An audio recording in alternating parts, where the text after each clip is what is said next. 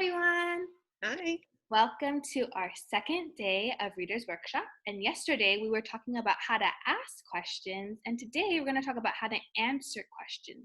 And you might be thinking, why do readers need to answer questions well? And so I want to tell you that readers answer questions by looking for text evidence so they can really understand the text. Because if you don't understand what you're reading, how will you really learn what you read? It feels like it's a waste of time. We want to make sure when we're reading, we come in with either a purpose to enjoy it or to learn something from it. And so one of the things that we do as readers is we want to make sure we actually look at the text to see where our answers are coming from and making sure we're using that to help us understand the text better. And so I'm going to show you how we're going to read the text. And we're going to read 2 pages today. And so as we read, I want you to look and see how Miss T is going to read everything on the page. The first thing I'm going to read is the big text. And then I'm going to go into each of the text features because we know text features give us information as well. Okay, so I'm going to read this page called Animal Mothers. So here we go. Some baby animals are helpless when they are born or hatch from eggs. They need their mothers to feed them and keep them safe. Other babies are able to take care of themselves. They know what to do without being taught. Sea turtle babies, for example, know that they have to crawl to the ocean after they hatch. Oh, and we can see the text feature right here, sea turtle hatching.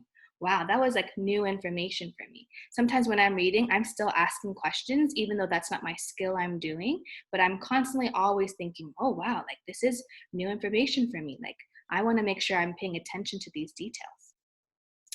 And then that was the big text in this page. We have a lot of text features. So I'm just going to finish up this page first and then move on to the next page. So we see some wolves here. Mammals are animals with hair or fur like these wolves. Mammal babies nurse or drink milk made in the bodies of their mothers. Most mammal mothers care for their babies and teach them how to stay alive. Aww. That reminds me of, that's how our mothers take care of us when we're first born. So that's a personal connection, a text-to-self connection to the real world as well about what happens in our lives too. Over here it says, mother sea turtles lay eggs in the sand on the same beach where they hatched. They then leave the eggs to hatch on their own. When the babies hatch, they know they have to crawl across the beach to the ocean and swim away. Many bird mothers and some fathers feed their baby birds and keep them warm and safe. You can see they're talking about the penguin here. After baby chipmunks stop nursing, they start living on their own. This baby is still with its mother, but it will soon leave her.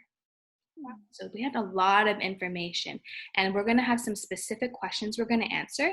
But before we start answering, I want to give you guys a strategy. And remember in Miss T's class, we always have these recipe cards. And I made one for ourselves today for how do we answer questions. So these are our steps for how we can answer questions. And I'm going to put it a little bit closer so you can see. The first one says, first you're going to read the question and ask yourself, what are the key words in this question that it's asking me? Okay, and don't worry, Miss T and the teachers are going to model for you what that's going to look like, but these are our steps.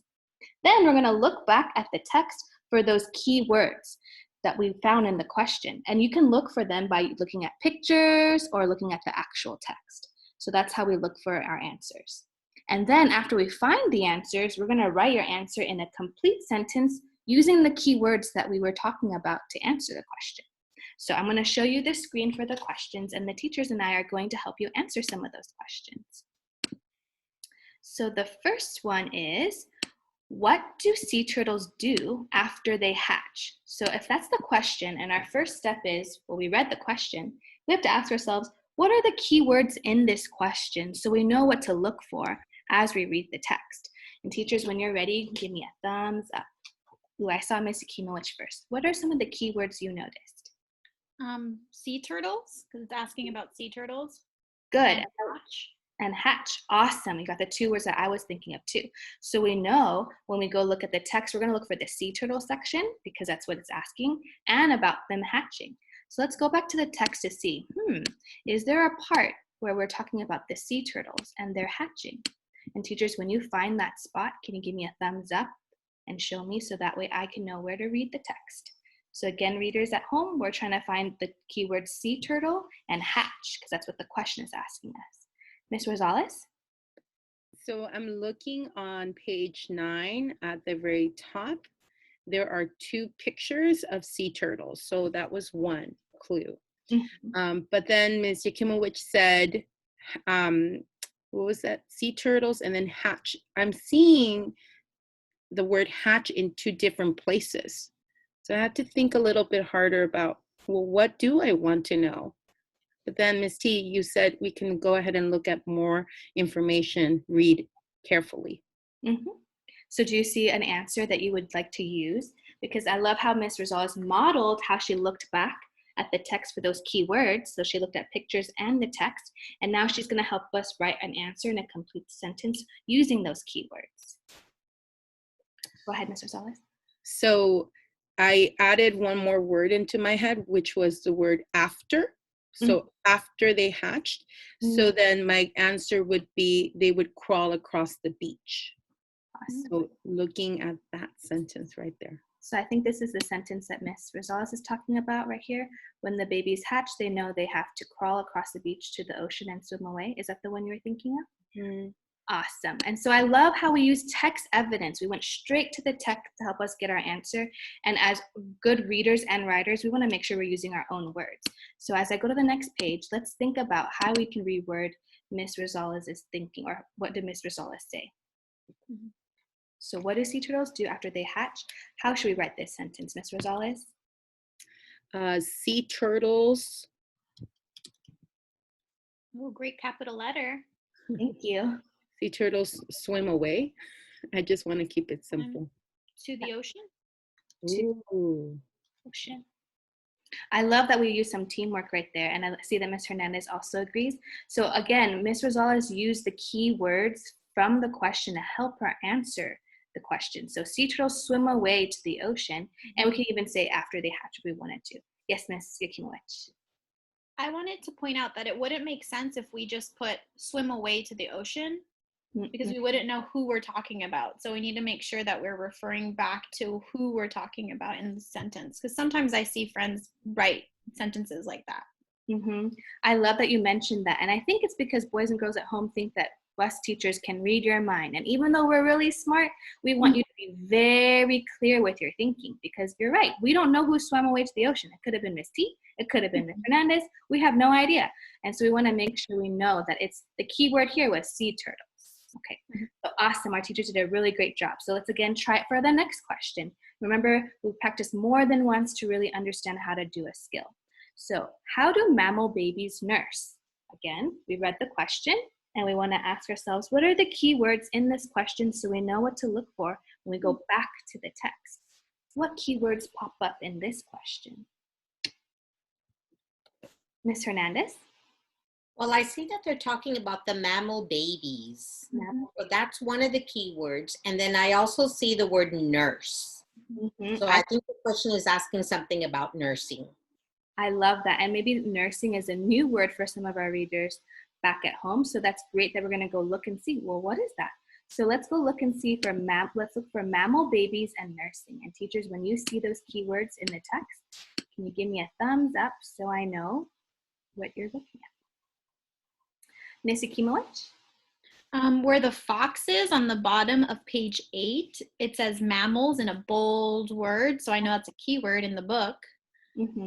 And so it tells us who mammals are. Mammals are animals with hair or fur, just like us, and wolves. And right there, in the second sentence, mammal babies nurse or drink milk made in the bodies of their mothers. I love that. And I love how the text gave you some bold words. Remember, bold words also help us either know that we're going to get a definition, or we're going to have to go to the glossary to find out what the word means. And in this picture, they tell us what the words mean. So we just found out what nursing means, and we know what they do. So let's go back to our question and see how can we use our own words from what we just read right here. And Ms. Kimowicz read the sentence, mammal babies nurse or drink milk made in the bodies of their mothers. So going back to the question of how do mammal babies nurse, how should we answer this question? With our own words. Probably. Oh, go ahead, Ms. Yakimowicz. Mammal babies nurse by drinking their mother's milk. Ooh, I love that. And I love that Miss Akimowicz used the keywords. Again, I love that we have to use our keywords in our sentences because then we know we're really answering the question. And I love that she used her own words for that. So awesome teamwork, teachers. We're on to our last question. When do baby chipmunks leave their mother? So what are the key words in this question? Ms. Hernandez? So we're asking about baby chipmunks. Mm-hmm. And the question is asking when they leave their mother. So I'm focusing on that word leave. I love that. So we're going to look for baby chipmunks and when they leave. So we're going to look for those words or those pictures back in the text to help us answer this question. So teachers, give me a thumbs up when you can see baby chipmunks or the word leave. Ooh, Ms. Rosales, you're so fast. I remember Miss Hernandez saying chipmunks, and it came to mind the picture of the chipmunks. So I knew that I needed to hone down on that picture on page 9. So then I remembered also that she pointed out the word leave, and there it is. In that sentence, it says, after baby chipmunks stop nursing, they start living on their own. This baby is still with its mother, but it will soon leave her. So it takes a lot more thinking in this one because it's not clear. So then I have to go back and reread to better understand what is the question I'm trying to answer. And it says, when do baby chipmunks leave their mother? Well, when they stop nursing. And I love that you went back to the question because good readers can always go back to the question to clarify, well, am I looking for what do baby chipmunks do when they leave their mother? When, how, what's the key word? And it was when. So we're looking for a time. And if we go back to the text, it says, after baby chipmunks stop nursing, they start living on their own. And we know when you're living on your own, you've left your mother, right? And so we're using some of that context clues and also our like inference skills to really understand what this text is saying. So I love that Miss Rosales has already helped us answer this question. Can you say it one more time so I can type that in? Baby chipmunks leave when they stop nursing. Love it. And I love that she used her own words. So readers, did you see how we went through these 3 steps? And I'll say it one more time. We read the question and we asked what are the key words that we noticed in the question. Then we use those keywords to reread the text. And we don't just have to read the text, we also could read the pictures. The pictures can also give us a clue as to which section of the text we should be looking at. And then when we find our answer, we're gonna write it in a complete sentence using those keywords that we found. And so we're gonna try this again. You're gonna try it on your own, but I wanna make sure you know how to read the text. So I'm gonna go to the next page and I'm gonna read it to you. That way you can kind of make sure that I've done one reading with you and then you can reread it again. So this page is called Learning to Move. Most animals need to move to find food and keep safe. Special body parts allow them to move in different ways. Some walk or run, some hop or leap, some swim, and some fly. There are even animals that climb and hang upside down. And then I'm going to read the text features here, because text features are also important ways for us to get information. Bunny rabbits have strong back legs with big feet for hopping. Hopping allows them to move quickly. Foals or baby horses can walk shortly after they are born. Horses have hooves help this mother and foal gallop or run very fast. Swans have webbed feet for swimming and wings for flying. These, I'm gonna guess, cygnets, hopefully, or baby swans are learning how to swim. Some of them are riding on their mother's back because they are tired, cold, or scared. Cygnets stay close to their parents for a year or 2 to learn skills like swimming and flying to faraway places. Sloths spend most of their time hanging upside down. They have claws with sharp toes for climbing and hanging. After they are born, they cling to the bodies of their mothers for a few months. This 4-month-old sloth can climb and hang on its own. Wow, we learned so much about all these different animals, and I'm sure you guys have your own questions. And remember, readers, if we were in our classrooms, I would love for you to read your own text text and ask and answer your own questions, but because I can't do that with you, I've come up with some on my own to help you really understand the text. So I'm going to go and read you the questions that I'm going to ask you to answer, right here. So these are the questions that I want you to answer after I read that text. What do bunnies use to hop? What do swans use their webbed feet for? How long do baby sloths cling to their mother? And again, I want you to make sure you're using your 3 step skills to help you actually understand how to do this activity. Read the question. What are the key words? Look back at the text for those keywords using your pictures and your text. And then after you find your answer, write it in a complete sentence using those keywords. So boys and girls, I'm so excited to see what you're going to come up with. I know you're going to do such a great job because you're going to try your best. So thank you for joining us. Bye. Don't forget to subscribe.